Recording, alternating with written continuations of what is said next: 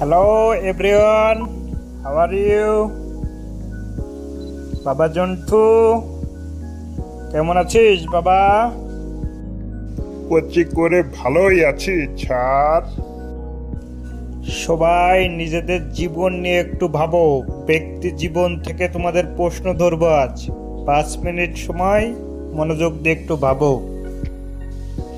এই কেলো করেছে স্যার, প্রথমেই আমার কথা শুনলো কেন আজ? নিশ্চয়ই প্রশ্ন আমাকেই ধরবে। স্যারের যে কোন পাকা ধানে মই দিয়েছি কে জানে, প্রতিদিন শুধু আমাকেই প্রশ্ন ধরে। যা মরণ, আর বাঁচি না। দেখি কপালে আজ কি আছে। 5 মিনিট শেষ, সবাই একটু খেয়াল করো। এই ঝন্টু, মনে মনে কি বিড়বিড় করছিস রে? তুই দাঁড়া, প্রশ্নটা তোকেই ধরি। না ছাড়, কিছু না, এমনি। বাবা জন্টু, বলো, পুরুষের সব থেকে বড় টেনশনটা কি? এটা তো খুব সহজ প্রশ্ন ছাড়।